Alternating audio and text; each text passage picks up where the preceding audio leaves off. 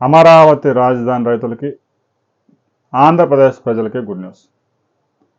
ఆంధ్రప్రదేశ్లో 12 పారిశ్రామిక కారిడార్లను అభివృద్ధి చేసి రాబోయే 15 సంవత్సరాల్లో 30 లక్షల ఎంప్లాయ్మెంట్ జాబ్స్ జనరేట్ చేసే కార్యక్రమం చురుగ్గా సాగుతోంది.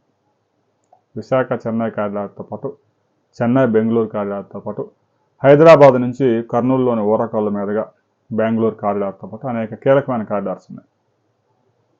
విశాఖ అనకాపల్లి ప్రాంతం ప్రపంచంలోనే అతిపెద్ద పారిశ్రామిక పార్కుగా అవతరించబోతోంది. ఒకవైపు ఫార్మా కంపెనీలు, మరొక వైపు స్టీల్ ఫ్యాక్టరీ, ప్రైవేట్ రంగంలో ఉక్కు కర్మాగారం నిప్పాన్ కంపెనీ పెద్ద కంపెనీ రాబోతూ ఉంది, దాదాపు 1,20,000 కోట్లతో. సరే, ఈ వ్యవహారం ఎలా ఉంచితే అమరావతి రైతులు కొంత అసంతృప్తిగా ఉన్నారు. ఐటీ కంపెనీలన్నీ విశాఖపట్నం అంటున్నారు, ఫార్మా కంపెనీలన్నీ అనకాపల్లి అంటున్నారు, తయారీ రంగం మ్యానుఫ్యాక్చరింగ్ అంతా కర్నూలు ఊరకల్లు అంటున్నారు, ఎలక్ట్రానిక్ పరిశ్రమలు వస్తే శ్రీ సిటీ అంటున్నారు, తిరుపతి అంటున్నారు, చిత్తూరు అంటున్నారు, రేణిగుంట అంటున్నారు. మా పరిస్థితి ఏంది? ఓన్లీ యూనివర్సిటీలు హాస్టల్ పెట్టి మురుగునీళ్ళు అంతా అమరావతి రాజధాని రైతుల మీద వదులుతారా అని అనుమానాలు వ్యక్తం చేస్తున్నారు. ఆ తర్వాత కొత్తగా మరలా అమరావతి విస్తరణకి భూ సమీకరణకి వెళ్ళినప్పుడు రైతులు కూడా ఇదే విషయాన్ని స్పష్టంగా నిలదీస్తూ ఉన్నారు. మేము భూములు ఇస్తాం, కొన్ని శతాబ్దాలుగా తరతరాలుగా మేము ఈ భూములు సాగు చేసుకొని బతికాము, పిల్లల్ని చదివించుకుంటున్నాం, రేపు పిల్లలు చదువులు అయిపోతాయి. సరే, గవర్నమెంట్ ఉద్యోగాలు ఎలా ఎవరికో ఒకరికి వస్తారు కాబట్టి మరి ప్రైవేట్ ఉద్యోగాలన్నా తీసుకొస్తారా, ఇక్కడ మా దాంట్లో ఏం పెడతారు మీరని అధికారులను అడుగుతాను. దీంతో ప్రభుత్వం ఆలోచనలు పడింది. అమరావతి రాజధానిలో హాస్పిటల్, యూనివర్సిటీ, ఆ 4 టవర్లు, హైకోర్టు భవనాలు ఇవి కాకుండా 5 లక్షల ఉద్యోగాలు తీసుకొచ్చేందుకు తీవ్రమైన ప్రయత్నాలు జరుగుతాయి. జీరో పొల్యూషన్తో కాలుష్యరహితమైన పరిశ్రమలు, ఐటీ కంపెనీలు రాబోతూ ఉన్నాయి. ఇక ఇవి కాకుండానే అమరావతికి కూతవేటు దూరంలో ఒక అరగంట ప్రయాణంలో కొన్ని పారిశ్రామిక పార్కులను కూడా అభివృద్ధి చేయబోతా ఉన్నారు. ముఖ్యంగా ఎన్టీఆర్ జిల్లాలోని పెద్దవరంలో ఇప్పటికే అమరావతి పారిశ్రామిక అభివృద్ధి సంస్థకి ఏపీఐఐసికి 550 ఎకరాల భూమి ఉంది. దాన్ని 35 కోట్ల రూపాయలతో డెవలప్ చేసి రోడ్లు, తాగునీరు, మంచినీరు, విద్యుత్ సదుపాయం కల్పించబోతా ఉన్నారు. అక్కడ పెద్ద ఎత్తున పరిశ్రమలు రాబోతా ఉన్నాయి. ఇక జగ్గైపేట సమీపంలో కూడా ఒక పారిశ్రామిక కారిడార్ రాబోతా ఉంది. గుంటూరు జిల్లా కొత్తపల్లిలో ఒక పారిశ్రామిక పార్కు రాబోతా ఉంది.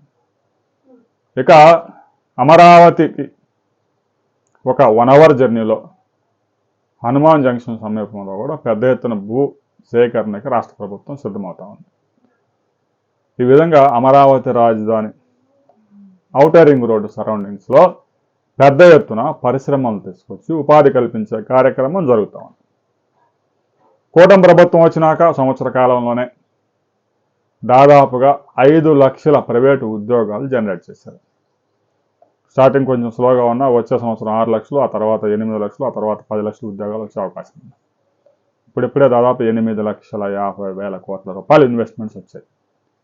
వచ్చే ఏడాది 12 లక్షల కోట్ల రూపాయలు ఇన్వెస్ట్మెంట్ తీసుకురావాలని లక్ష్యంగా పెట్టుకున్నారు. 20 లక్షల ఉద్యోగాలకు ఒక్క ఉద్యోగం కూడా తగ్గకుండా 5 సంవత్సరాల్లో ఇచ్చే బాధ్యతను తీసుకుంది ఈ కూటమి ప్రభుత్వం. ఆ దిశగా ప్రయత్నాలు చేస్తా ఉంది. ఎవరు పెట్టుబడి పెట్టడానికి వచ్చినా వారికి ఒక అధికారిని అప్పగించి వాళ్ళకి ఏం కావాలో ప్రతిరోజు ఫాలోఅప్ చేస్తూ ఉన్నారు. భారతదేశంలో గుజరాత్ తర్వాత అత్యధికంగా పెట్టుబడులను ఆకర్షించడంలో ఆంధ్రప్రదేశ్ దూసుకెళ్తా ఉంది.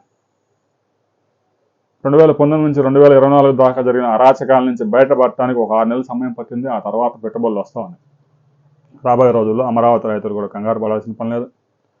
అమరావతి రాజధానికి అతి దగ్గరలోనే పెద్ద పెద్ద పారిశ్రామిక పార్కులు వస్తూ ఉన్నాయి. ఎంప్లాయ్మెంట్ కూడా జనరేట్ చేయబోతూ ఉన్నారు. ఇక అమరావతి రాజధానిలో కూడా క్వాంటమ్ వ్యాలీ పనులు ఇప్పటికే ప్రారంభమయ్యాయి. తర్వాత టీసీఎస్ ఆధ్వర్యంలో పెద్ద ఎత్తున స్టార్టప్ను ప్రోత్సహించేందుకు ఒక పెద్ద హబ్ ప్రారంభమైంది పనులు. ఇక ఎన్ఆర్ఐలు కూడా ఎన్ఆర్టీ భవనాన్ని పెద్ద ఎత్తున వేగంగా నిర్మిస్తూ ఉన్నారు. 3 సంవత్సరాలు ఓపిక పడితే జాబ్ క్రియేషన్లో అమరావతి రాజధాని ఒక హిస్టరీ క్రియేట్ చేయబోతా ఉంది.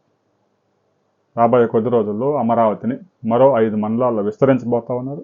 ఏ గ్రామాలు భూ సమీకరణ చేయబోతా ఉన్నారు అనే వివరాలు రాబోయే 2-3 రోజుల్లో వస్తాయి. ఆ తర్వాత మరో వీడియోలో మనం తెలుసుకుందాం.